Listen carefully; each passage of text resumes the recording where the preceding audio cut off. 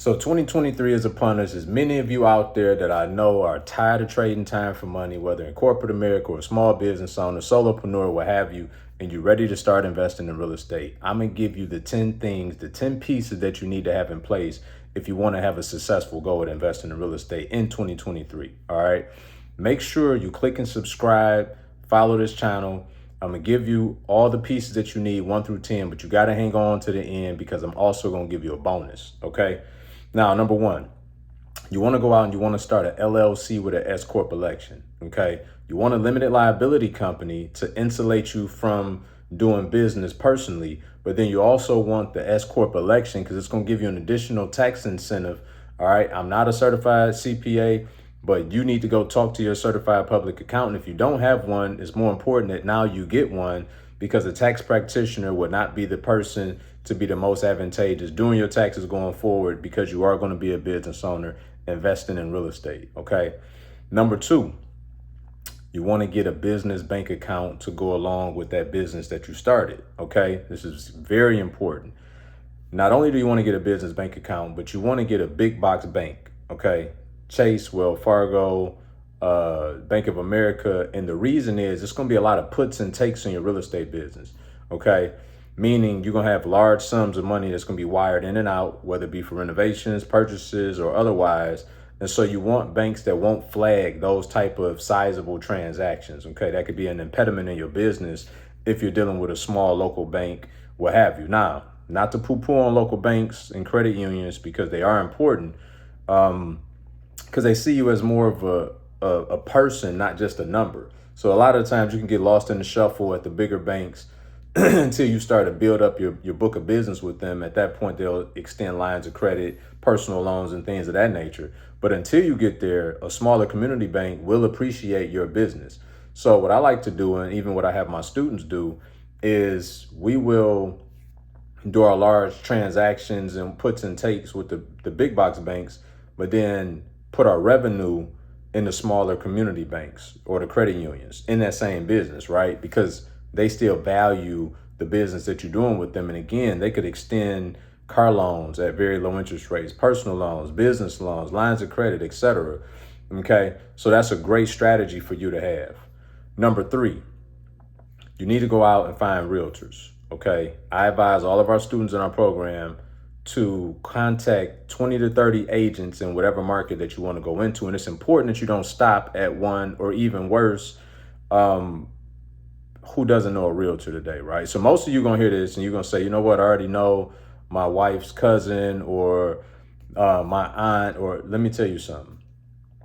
Scripture says that a prophet is not without honor except for in his own town and in his own land amongst his own people. What does that mean? Jesus was telling us in that parable that if you go and try to do business with people closest to you that already know you in a certain capacity, chances are you're going to get more resistance than you are going to get the desired outcome. And I know this because 99% of our students that come into our real estate investing program, they go out and do the same thing I'm advising you not to do. And they quickly come back and say, yeah, it wasn't working out, because people see you in a capacity that they're most comfortable in seeing you in. So they don't look at you as the new subject matter expert, as a real estate investor, as all of you need to become during this process. I'm telling you right now, you need to show up as that person with a stranger and be able to give them objectively what you need from them and what the deliverables are. It's going to be a much better situation for you. Okay. But you need to talk to 25 to 30 of them, because in that process, you're going to learn a lot about the different nuance and how different realtors work, especially with investors. And number two, you're going to probably need to call that many to find 2 or 3 viable ones in whatever market you want to work in anyway, so that your business doesn't stop or become stagnant just because your agent may be out of town or indisposed for whatever other reason. Okay. So do the work, cold call 20 to 30 people. And for many of y'all, if you've been in a corporate environment and maybe, depending on what your business is, you're not accustomed to talking to people. So it's important that you need to learn how to, because 90% of what we do as real estate investors is people oriented. The 10% is the X's and O's, right? It's 90% of it is the people, the relationships, and how you manage those things accordingly. Okay. Now, There's two type of agents. You're gonna need a buyer agent and a list agent, right? A buyer agent is somebody that'll help you buy a property. A list agent is someone that can then list the property if you sell it. So, in our program, we teach fix and flip, wholesale, cash flow. So depending on what your strategy is, then, you will need both of those types of agents at different points in time. And not only that, but that buyer agent could then also be your list agent, okay? But I just want y'all to have the context about the pieces and people that you need on your team, okay? Number 4, for those of you that want to leverage other people's money, okay? In the secondary lending market, we have what's called asset-based lenders or hard money lenders, okay? You can Google these people in your area and start to build and form relationships, okay? You're also going to need what's called private money lenders. That's me, that's you, that's anybody watching this video, and that has money, right? That has access to money, whether that be lines of credit, whether that be cash, what have you. We hear private money. It just means an individual that you find that's willing to partner with you and come into your deal. You want to have both, and I'm gonna tell you why at the very end. I'm gonna give you a key secret, right? That probably is most overlooked in our industry when you hear private money and hard money. Okay, so make sure you wait to the end. Number 5, you're going to need contractors. I don't care how good the deal is, right? How good the numbers look. If you don't have competent contractors, you can't win in this business, period. Okay, you don't have a good deal anymore if you don't have good contractors. You need to learn how to go out and properly vet these people. How to hold them accountable, different contracts that you need to have in place. I strongly recommend, and this is no shameless plug for our program, but we give you all these things. We give you scripts for realtors. We give you scripts and contracts for contractors, et cetera, right? So even if it's not with us, go find somebody that you can do that with, though it's paramount, okay? You want to have a good property management company. We are in 2023 now. Wealth is built from the bottom of the market. It's a great time for you to go out and start buying rental property, as I did back in 2006, 7, 8. 6 and 7 wasn't as good as 2008 because the market had crashed in 2008. And I bought over 20 rental properties from 2008 to 10 at the bottom of the market. That's where wealth is built, right? And then you ride that up for the 8 to 10 year period. And then when the next market cycles, you exit at the top, you start all over again. Well, we just hit the top with all the fictitious economy we've been living in for the last 24 months and then pumping money into the economy, right? This fiat currency. And now it's all catching up with us. So interest rates are going up. They're trying to correct inflation. The housing market, there's been demand destruction. So things are starting to normalize, go the opposite direction, right? So we're having a market correction now. Probably, I would anticipate through the first 3 quarters, we'll see more of that. We'll see, markets within markets that are going to be tremendously impacted, which is why you want to learn how to invest remotely as we do, so that you can pivot and go and take advantage of these deep discounts in other marketplaces, although your market may not be as affected. Okay. So in saying that, if you buy cash flow, you want to have property managers, right? You want other people listen to me. For the first few years of my career, I managed all of my properties on my own. And it's not until you get a call on Christmas about a toilet that you realize, why am I doing this when I could pay somebody 8-10%, right? So if you're making $800 a month, you pay somebody $80 to take that call and deal with that issue. Trust me when I tell you, you got to get to a point where you can start delegating and focus on growing your business instead of being probably the biggest cog in the wheel in your business, right? Because there's other people out here that are much more proficient at managing tenants and property than you are. It's just that you don't think you can afford it. And my charge to you would be, if you can't afford to pay a property manager, the question is, did you even invest in the right deal? Because part of your underwriting process should be such that you can account for the cost of a property manager and the deal still makes enough money so that you don't have to be the one doing that, right? So it's important that you go out and you find property management companies that you can partner with, because that's essentially business at its highest level, is partnership, right? Although they're getting a monthly piece based on that percentage that they charge you, you want them to feel a part of your business, right? Because they'll treat it as such in your absence. It's extremely important, okay?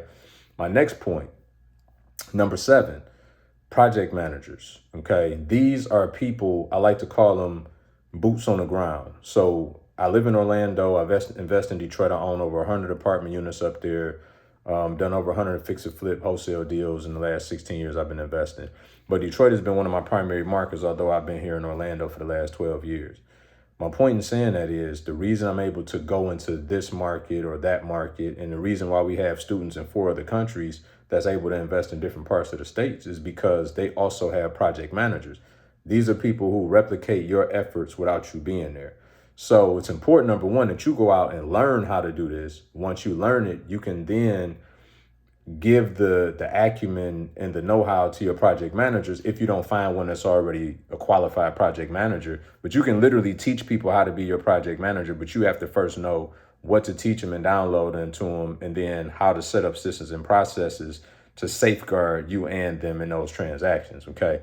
But they are a critical piece to your ability to be able to go and do deals elsewhere. Now, when people hear investing remotely, they automatically assume doing deals from afar, which I think that's probably the most common practice. But even here in Florida, if I do a deal, I have a project manager. I'm only going out to the property for the sake of shooting more content to show you guys and teach you guys, right? So you can absolutely work or have a business and do deals in your backyard, okay? And still free yourself up from the day-to-day grind and have somebody else taking care of that on your behalf, all right? Number 8,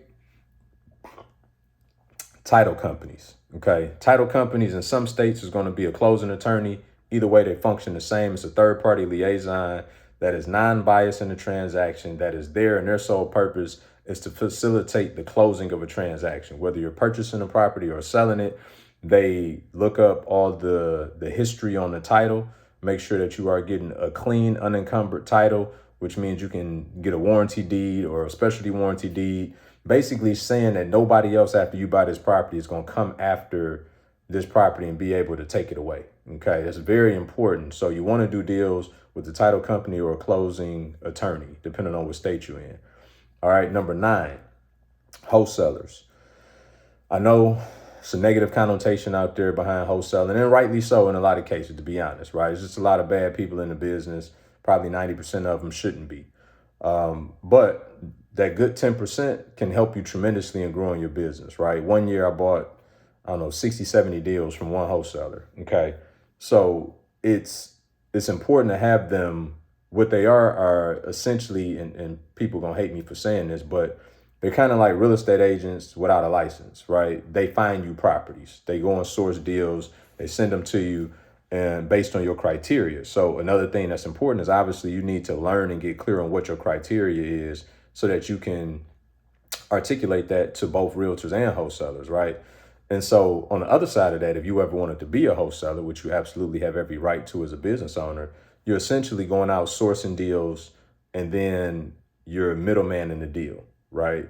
So say you go and find a seller who's willing to sell you their property at $100,000. You write a purchase agreement with that seller, and then you go find a buyer who's willing to pay you $110,000 for that same property, and you do an assignment of that contract to that buyer, and that $10,000 delta, that piece in between, is yours as the wholesaler. That's essentially what wholesaling is. So you want people that's out there sourcing these deals, doing all this heavy lifting to bring you properties that fit your criteria. And again, it's paramount that you learn what your criteria is so you can tell them. Okay. Number 10. Okay. So let's just do a recap really quick before we get into number 10. And I got that bonus for you for hanging around. So number 1, you want an LLC with an S Corp election. Number 2, you want a business bank account, both big box and small box banks. Number 3, you want to have a realtor. Number 4, you want to have lenders, right? Hard money and private. Number 5, you want to have contractors, good ones. You want to learn how to hold them accountable. Number 6, you need property management companies. 7, you need project managers. 8, title company. Number 9, you need wholesalers. And number 10, you need to have a real estate attorney, okay? And I would actually say real estate attorney and CPA is number 10 together because they're both important. The CPA more important early on than even the real estate attorney, but you only get to a point where you need a real estate attorney to overlook contracts. You need a real estate attorney to get involved in some deals where people don't do what they're supposed to do and they get nefarious. my real estate attorney probably makes me an extra $50,000 to $100,000 every year, just because I get tangled up in deals that, you know, somebody reneges on a commitment or whatever, and I get my attorney involved and make them do the right thing per whatever we agreed to contractually. Okay. So very important to get a good one. And that's going to take time, right? But the CPA you need immediately. Your first year in business, you should have a CPA. You should start talking about tax planning and strategies, especially for you high income earners out there who work in corporate America. You know, you make over $100,000 a year, you know, business owner in the same boat. You know, it's going to be quintessential for you to have a CPA and not just, it should be paramount for you to have a CPA and not a tax practitioner at this level. Okay. Now, last but not least, I told you guys I had a bonus for you, and I do. Okay. So you hear people all the time say, doing deals with no money out of pocket. I want y'all to, everybody write this down. Hard money plus private money equals all the money for the deal. There is a way in which 90+% of our students invest in real estate, as myself, where we do our deals with no money out of pocket. Okay.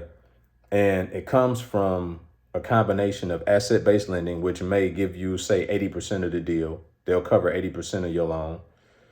And then you bring in that other 20% from a private investor. You put the two together, you got 100% of your deal covered. Okay. And there's either the ancillary cost and, you know, there's other things that you plan for that you also get in the private money. You put the two together. That's how you use other people's money. That's how you're able to grow and scale your business at an all-time high.